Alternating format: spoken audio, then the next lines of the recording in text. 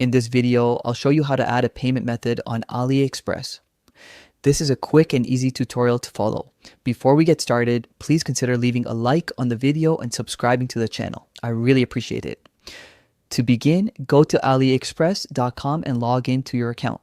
Once you're logged in, hover over your profile icon at the top of the page to open the menu. From the drop-down, click on Payment.